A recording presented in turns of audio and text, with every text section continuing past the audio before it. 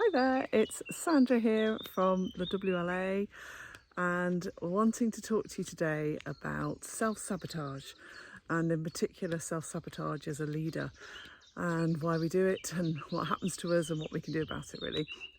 It's happened to me just lately. I think I've had a few things happen since I've got back from my travels, which has prompted a bit of self-doubt, if I'm honest, a few tears here or there, and just a sort of sense of grounding really. And I've been sitting with this kind of self-sabotage thinking, what's going on? Because I'm normally, as you know, very upbeat, very positive, very kind of connected. Listen to that lovely bird. Just stop now.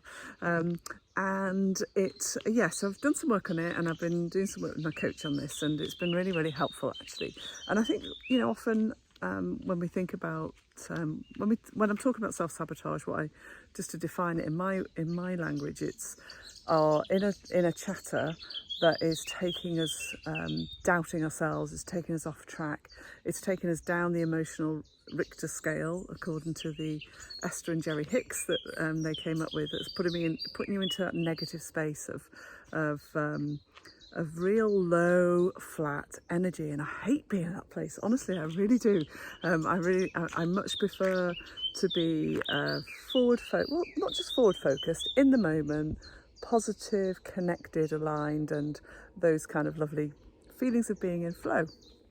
So when this happens, it kind of knocks me for six a bit.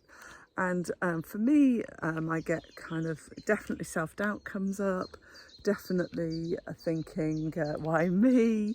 A bit of shame comes up actually, and guilt, I suppose, and I beat myself up thinking, come on woman, you teach this stuff, you coach around this stuff, and of course I think I have to be great at it, and I'm human after all, I guess.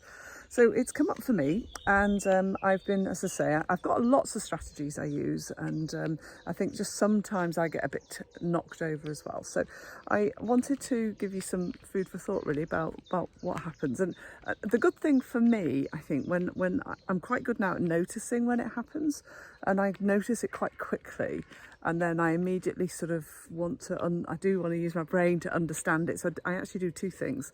I think about what I'm feeling when I'm feeling it, and then I think about where it might be coming from. So I try to analyse what's going on, and what's triggered it, and B, what's the belief pattern that's sitting underneath what I'm thinking about.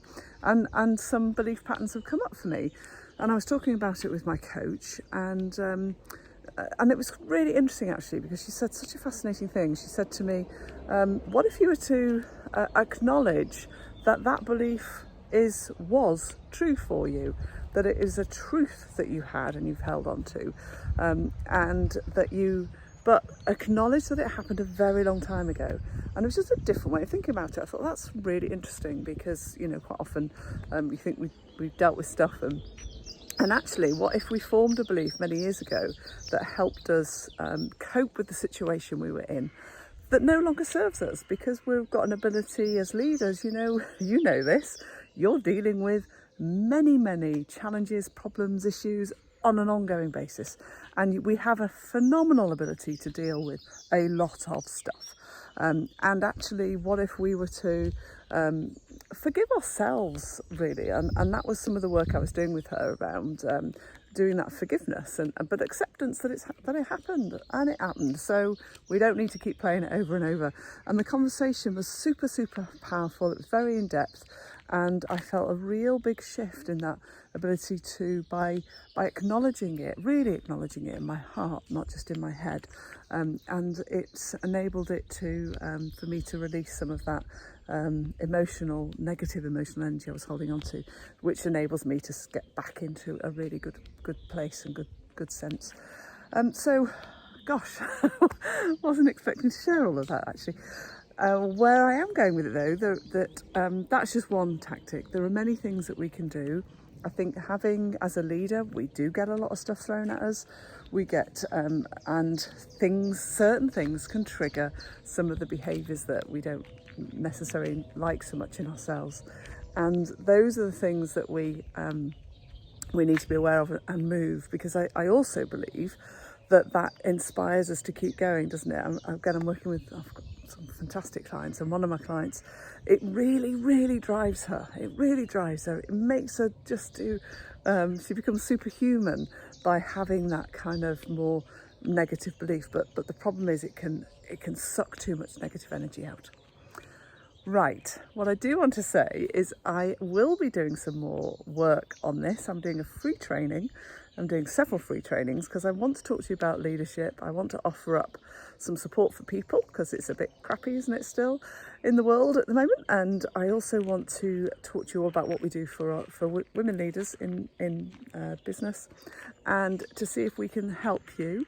And I'd love you to sign up and join us, and hopefully I'll inspire you and give you some top tips for what you might be able to do to show up in a bigger, more powerful, more impactful way, because we want to get more role models in our organisations. Right, I am going to finish there. You have a great day, whatever you're up to, and thanks for watching. And if you like this and you're not yet subscribed, please do. We love to know that we're on track with the support we're giving you. So I look forward to speaking with you soon. Cheers.